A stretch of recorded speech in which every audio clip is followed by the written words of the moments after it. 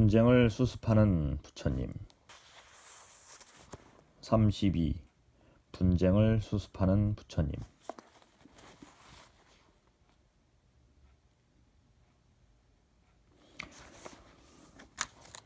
싸우지 말라.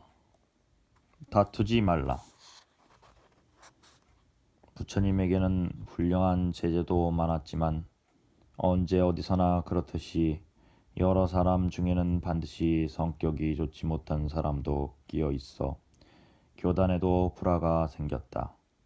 특히 군중 심리에 휩쓸려 교단 안에 불순한 무리들이 생기는 일도 있었다. 파승 또는 파화합승이라고 해. 교단의 분열은 최대의 죄악인 모욕죄의 하나로 들고 있다. 부처님이 카오샴비에 머물고 있을 때의 일이다. 어떤 비구가 계를 위반했는데 그것이 과연 파괴에 해당하는지 아닌지에 대해 비구들 사이에 의견이 엇갈렸다. 당사자인 비구는 자신의 무죄를 주장했다. 이렇게 비구들은 두 파로 갈라져 다투면서 어느 쪽도 양보하려고 하지 않았다. 한 비구가 이 일을 부처님께 알렸다. 부처님은 이렇게 말했다. 교단이 분열됐구나. 그러면서 그 길로 유죄를 주장하는 비구들이 있는 곳에 가서 다음과 같이 타일렀다. 비구들이여, 오직 자기들이 그렇게 생각한다는 이유만으로 교단이 분열될 염려가 있을 때는 죄의 유무를 결정하는 데 신중을 기하지 않으면 안 된다. 그러고 나서 부처님은 죄를 범했다고 지목된 비구를 옹호하는 비구들이 있는 곳을 찾아가 다음과 같이 타일렀다. 비구들이여, 자기가 죄를 범했으면서도 범하지 않았다고 버티면서 그것으로 참여하지 않고도 일이 다 됐다고 생각해서는 안 된다. 만일 한 비구가 죄를 범했으나 그것을 시인하지 않더라도 믿을 만한 비구들이 유죄라고 할 경우 무리를 지어 교단을 분열시켜서는 안 된다. 부처님이 양쪽에 다 이와 같이 타일렀는데도 비구들은 순순히 따르지 않고 교단의 행사까지 따로따로 했다. 원래 교단에서는 같은 지역에 사는 모든 비구가 매달 일정한 날에 모여서 모임을 갖고 계율을 반성하며 법에 어긋난 일을 했던 비구는 참여하고 처벌을 받도록 되어 있다. 이 모임을 보살이라고 하는데 병에 걸려 아픈 사람 등 부득이한 경우를 제외하고는 반드시 참석하는 것이 비구의 의무였다. 이 모임은 교단이 일치 화합되고 있다는 표시로서 매우 중요시되었다. 그런데 지금 카오샴비에서는 한 사람의 비구가 유죄냐 무죄냐 하는 논쟁을 발단으로 비구들이 두 파로 분열해 보살을 비롯한 기타 승단의 행사를 따로따로 행하는 것이다. 사태는 더욱 악화되어 양쪽 비구들이 식당 같은 데서 마주치기만 하면 시끄럽게 말다툼을 하더니 드디어는 폭력 사태까지 이르렀다. 그들끼리 사태를 수습할 수 없게 되자 한 비구가 부처님께 가서 중재해 주기를 간청했다. 부처님은 곧 비구들이 있는 데로 가서 거듭 타일렀다. 비구들이여, 싸움을 그만두라. 다투지 말라. 논쟁하지 말라. 그러나 유죄를 주장하던 쪽의 한 비구는 부처님에게 이와 같이 말씀드렸다. 세존이시여, 법주이시여, 잠시만 더 기다려 주십시오. 세존께서는 걱정하실 것 없이 물러가 계십시오. 이 다툼은 저희들끼리 처리하겠습니다. 부처님은 전과 같은 말씀을 되풀이했지만 그 비구도 같은 말로 대꾸하면서 양보하지 않았다. 원한은 원한으로 그치지 않고 그때 부처님이 비구들을 위해 말씀하신 것이 바로 카시의 브라흐마다타 왕과 코살라의 디가부 왕자에 대한 유명한 이야기이다. 그 옛날 바라나시에 카시의 브라흐마다타라고 하는 왕이 있었다. 그가 코살라국을 공격하자 그곳의 국왕인 디기티는 싸우지 않고 왕비를 데리고 도망해 바라나시 근처에서 질그릇을 굽는 사람의 집에 숨어 있었다. 왕비는 거기서 디가부 왕자를 낳았는데 만일 브라흐마다타에게 발각되면 세 사람 다 살해될 것이므로 왕자를 다른 곳에 옮겨 놓았다. 그 후 왕자는 교육을 받아 훌륭하게 자랐다. 그 무렵 이러한 사실을 고자질한 자가 있어 코살라의 국왕과 왕비는 마침내 붙잡혀 거리를 끌려다닌 끝에 처형당하게 되었다. 때마침 거리에 돌아와 있던 디가브 왕자는 부모가 결박당해 있는 모습을 보고 자신도 모르게 다가서려고 했다. 그때 아들의 모습을 본 아버지는 누구한테 말하는 것 같지도 않게 다음과 같이 외쳤다. 디가브야, 원한은 원한에 의해서만 풀어지지 않는다. 원한은 그것을 버림으로써만 풀어지는 법이다. 이 말을 들은 관리들은 죄수가 미쳐서 헛소리를 한다고 생각했지만 디가브 왕자는 그 말 뜻을 곧바로 이해할 수 있었다. 거리를 끌려다니던 코살라의 국왕과 왕비의 몸은 네 토막으로 잘리고 시체는 산산조각으로 흩어졌다. 디가브 왕자는 파수병에게 술을 먹여 취하게 한 다음 부모의 유골을 거두어 화장을 했다. 사람이 없는 곳에서 대성통곡을 하고 난 디가브 왕자는 바라나시의 성 안으로 들어가 검은고와 노래솜씨를 앞세워 브라마다타 왕에게 접근했다. 정성껏 시중을 들었기 때문에 왕은 디가브 왕자를 신뢰하게 되었다. 어느 날 브라마다타 왕은 디가브에게 마차를 몰게 해 사냥을 나갔다. 함께 간 병사들과는 따로 떨어져 두 사람이 탄 마차만이 멀리 달려갔다.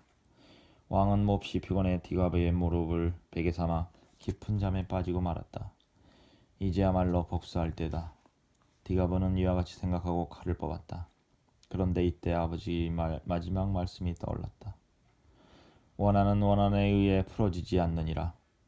디가브는 그 말씀을 생각하고는 칼을 다시 칼집에 꽂았다. 그러나 부모의 죽음을 생각하니 원통에서 견딜 수가 없었으므로 다시 칼을 뽑아 들었다. 이렇게 세 차례나 칼을 뽑았다가 다시 넣고 하는 사이에 브라마다타 왕은 가위에라도 눌린 듯 벌떡 일어나더니 디가브가 죽은 코살라 국왕의 아들이라는 사실을 알고 살려달라고 애결했다. 결국 자초지종을 이야기한 끝에 서로 원한을 버리고 화해한 뒤 성으로 돌아갔다. 디가브 왕자는 아버지의 마지막 유언을 들어 이렇게 말했다. 서로 원한을 품고 죽으면 뒤에 남은 사람이 또 상대를 죽이고 해 원한이 그칠 새가 없을 것입니다. 브라마다타 왕은 디가브 왕자의 인품을 사랑해 그에게 코살라국을 되돌려 주었고 한 걸음 나아가 자신의 사위로 삼았다. 이 이야기는 경전에 자주 이용된다. 원한은 원한에 의해 풀리지 않는다. 원한은 그것을 버림으로써만 풀어진다. 이러한 뛰어난 글귀는 법구경에도 나와 특히 유명하다. 이는 불교의 근본 정신이다. 태평양 전쟁이 끝나고 패전국 일본의 전쟁 범죄자에 대한 국제 재판이 열렸을 때 스리랑카의 대표가 이 구절을 인용하면서 무죄임을 주장한 일이 아직도 기억에 생생하다. 부처님을 시중드는 코끼리. 두 파로 나뉘어 각자의 편견에 사로잡힌 카오샴비 비구들은 부처님의 타이름조차 드리려고 하지 않았다. 부처님은 이와 같이 말하고 그 자리를 떠나갔다. 이처럼 어리석은 자들은 고집불통이라 쉽게 깨우칠 수도 없구나. 카오샴비는 마가다국의 서쪽, 슈라바스티 남쪽에 있어 남인도로 가는 통로였다. 부처님 시대의 대표적인 도시의 하나로 성격했으나 문명의 중심에서는 얼마쯤 뒤져 있었다. 카오샴비의 비구들이 두 파로 갈라져 싸움을 계속하면서 부처님의 타이름조차 듣지 않자 부처님은 아무도 거느리지 않고 혼자서 북쪽에 있는 슈라바스티로 향해 길을 떠났다. 도중에 홀로 수행하고 있는 부리구를 만났고 또 아니루타, 난디카, 킹비라 세 사람이 서로 돕고 격려하면서 열심히 수행하는 것을 보고 부처님은 진리를 설해 가르쳤다. 부처님은 거기에서 다시 홀로 팔리레이아카라는 고장으로 갔다. 한 나무 그늘에 앉아 카오샴비 비구들이 서로 싸우는 소란스러움과 홀로 있는 고요를 견주면서 생각에 잠겨 있었다. 바로 그때 커다란 코끼리의 모습이 보였다. 그 코끼리는 코끼리 떼와 같이 살면서 먹을 것도 제대로 먹지 못했으며 물을 마시려고 하면 물이 더러워지고 강을 건너려고 하면 많은 코끼리들이 비집고 들어오는 바람에 귀찮아 못 견딜 지경이었다. 마침내 그 큰 코끼리는 무리에서 벗어나 홀로 팔리레이아카 숲속에 앉아있는 부처님 곁으로 왔다.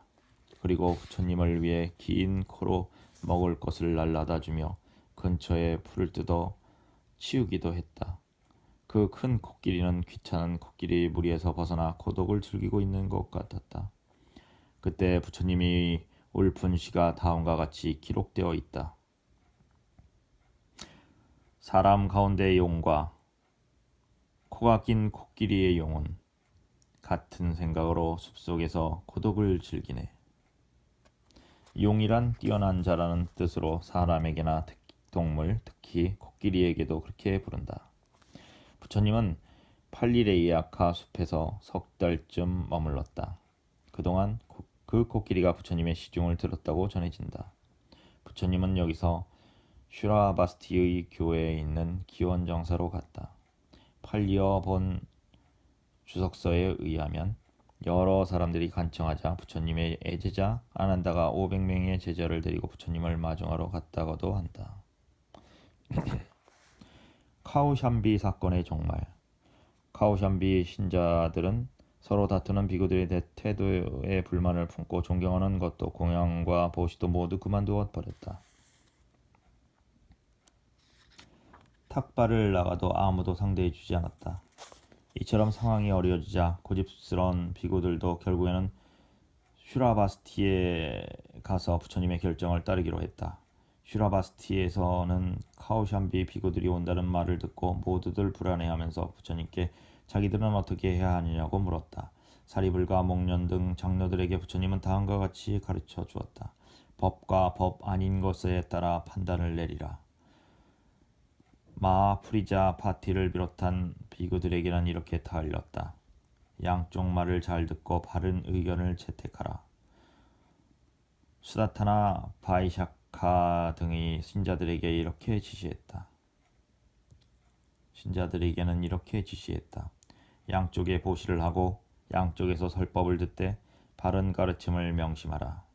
이때 카우샴비의 비구들이 슈라바스티에 도착했다. 사리불은 부처님의 뜻을 받들어 모든 비구들에게 옷과 음식을 똑같이 나누어 주며 거처는 일단 양쪽을 따로 갈라놓은 뒤 윗자리부터 차례로 자리를 정해 주었다.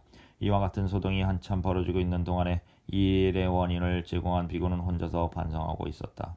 그리고 자기가 죄를 범한 사실을 깨달았다. 그러자 그는 곧 지금까지 자기를 지지해준 동료들에게 가서 자기가 나빴다고 사과했다. 동료들은 문제의 비구를 데리고 부처님에게 가서 그 뜻을 말씀드리고 처분을 받았다. 그래서 부처님의 지시에 따라 규정대로 회의를 열고 유죄 선고를 내렸다.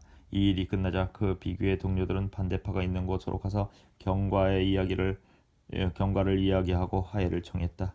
이렇게 해서 문제가 마무리되었기 때문에 부처님의 지시에 따라 모두가 모여 임시회의를 열고 경의를 알렸다.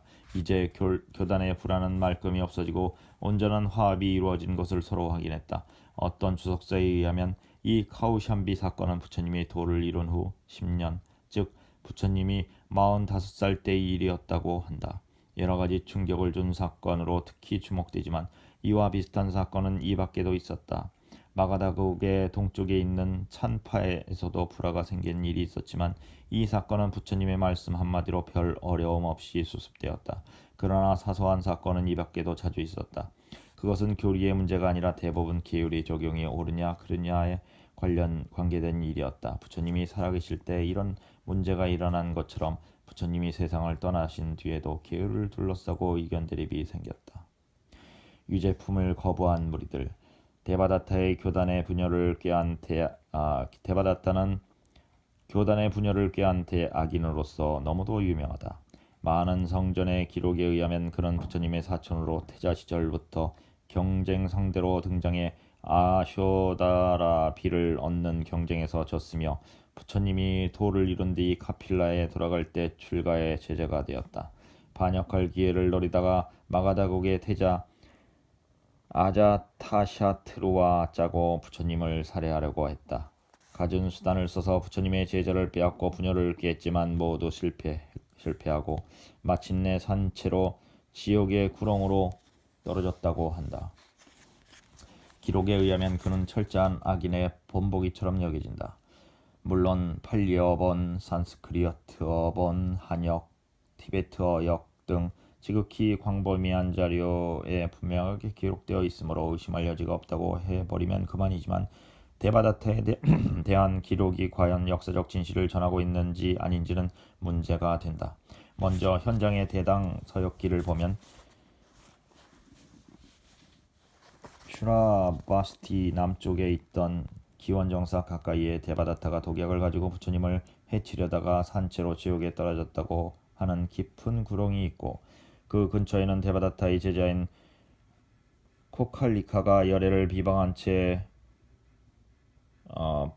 비방해 산채로 지옥에 떨어졌다는 깊은 구렁과 친차라는 바람은 여인이 열애를 비방하다가 산채로 지옥에 떨어졌다고 하는 깊은 구렁이 있는데 이 세 구렁은 모두 깊이를 알 수 없고 아무리 비가 많이 와도 물이 괴는 일이 없다고 한다. 또 현장은 마가다의 옛 수도인 라자그라하 근처에 비프라산 북문 왼쪽 벼랑 뒤로 해서 동으로 30리쯤 가면 거기 데바다타가 참선의 삼매경에 이른 석실이 있다고도 적어놓았다. 이 기록을 보면 데바다타는 평온한 최후를 마친 것 같다.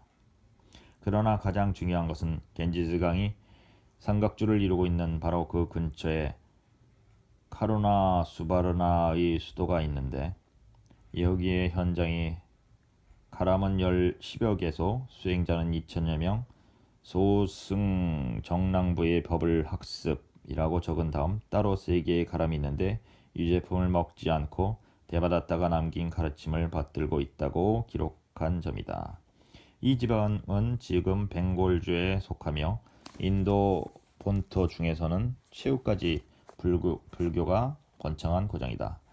현장보다 앞서 불교 유적을 답사한 법편은 이 여행기에서 기원정사에 대해 데바다타 조달이 동무딘 손톱으로 부처님을 해치려다가 산채로 지옥에 떨어진 곳이라고 설명한 다음 계속해서 조달에게도 다른 무리가 있어 항상 과거 삼불 극락세계에 있다는 아미타불과 그 좌우에서 모시는 관세음보살 및 대세지보살을 공양하면서도 다만 서가모니 불만은 공양하지 않는다라고 기록하고 있다.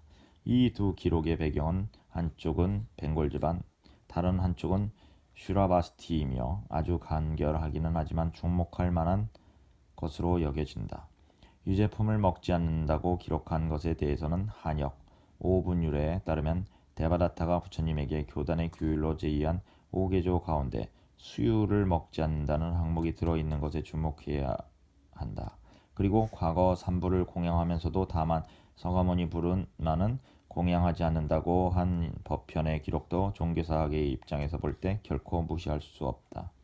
이와 비롯한 예로 예수 그리스도를 들 수 있다. 예수를 기다리던 구세주 메시아로 믿은 제자나 신자들은 이른바 기독교를 이루어 놓았지만 유태인의 대부분은 예수를 메시아로 인정하지 않고 진정한 메시아는 아직 출현하지 않았다고 생각해 유대교를 그대로 지켜나갔다. 만일 이것이 데바다타에게도 적용된다면 다음과 같이 추정할 수도 있다. 즉 석가족을 포함해서 히말라야의 남쪽에 살던 민족 사이에는 오래전부터 부처님을 받드는 종교의 전통이 있었다. 과거에 이미 몇 사람의 부처님이 출현했다고 믿고 미래에도 부처님이 오시기를 기대하고 있었다. 시타리타 태자는 출가 수행에 자기가 그 부처님의 경지에 이른 것을 확신하고 불교를 전하기 시작해 널리 제자와 신자를 모았다. 그러나 같은 석가족 중에는 과거 부처님의 신앙을 지키면서 유제품 같은 것을 먹지 않는다는 낡은 형식적인 전통을 굳게 믿는 사람들도 있었다. 그 대표적인 존재가 데바다타였다. 이상은 내가 추리한 것에 지나지 않지만 이와 비슷한 의견을 발표한 외국의 학자도 있다. 물론 아직은 딱 잘라 이렇다고 단정하는 데까지는 이르지 못했지만 그럴 가능성은 매우 짙다고 여겨진다. 불교와 거의 같은 시대, 같은 지역에서 번창해 현재도 서부 인도에 널리 퍼져 있어 마하트마 간디에게 강한 영향을 끼친 자이나교는 과거의 자이나, 부처님에 해당됨. 자이나가 실제로 존재했다고 믿고 있으며 형식적인 계율은 불교보다 더욱 엄격하다. 데바다타의 불교는 오히려 자이나교에 가까웠을 것 같다. 이와 반대로 서가모니의 불교는 더 넓은 입장에서 지혜와 자비를 강조하고 종족이나 민족 또는 국민의 제한을